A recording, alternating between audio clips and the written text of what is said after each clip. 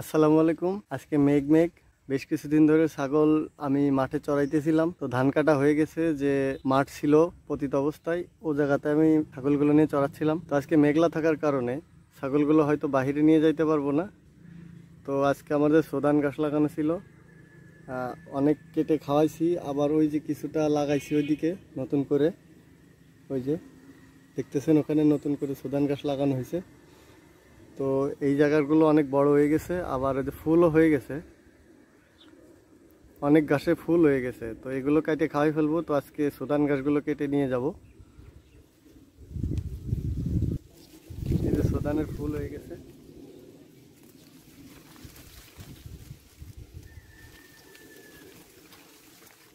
আশা করা যায় দেখতে পেরেছেন।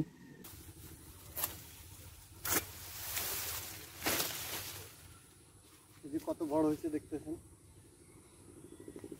অনেক বড় হয়ে গেছে গাছ।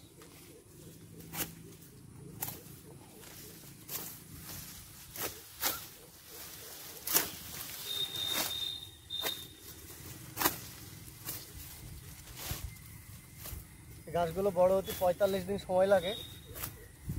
তো লাগানোর পরে 45 দিনের মাথাতে কেটে খাওয়ানো যায়। তো যেখান থেকে আমি বীজ নিয়েছি সে বলছে একবার লাগাইলে 3বার কাটা যাবে। তা আমার কেবল 2 কাঠ হয়েছে।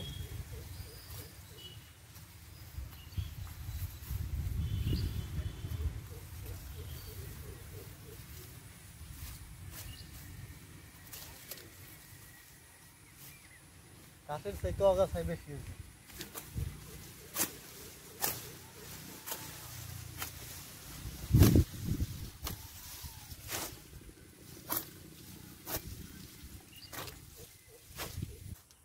তো কাটা শেষ, এখন এগুলো বাড়ি নিয়ে যাবো।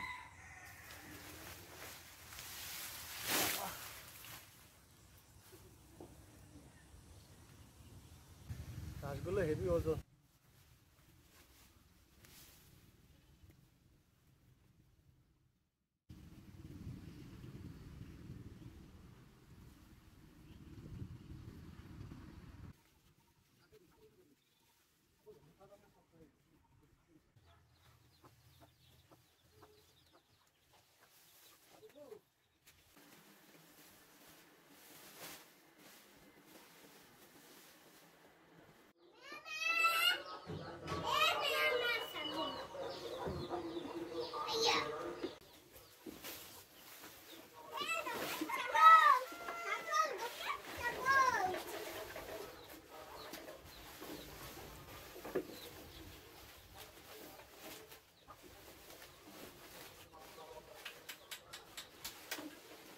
বৃষ্টির দিনে এভাবেই ঘরের ভিতর রেখে ছাগলের খাবার দেই, সাথে কিছু ডালপালা দেই। আর এই যে যেটা দেখতেছেন এটা আমি হাতে বানাইছি, মানে লো বাজেটে এর চেয়ে ভালো করা আমার পক্ষে সম্ভব ছিল না।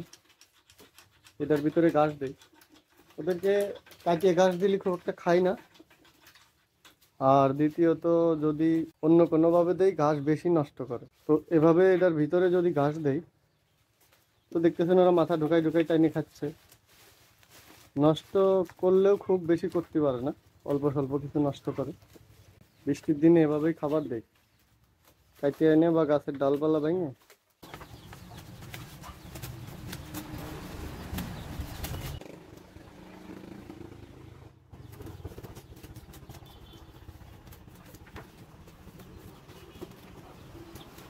তো আজকের ভিডিও পর্যন্তই। আল্লাহ হাফেজ।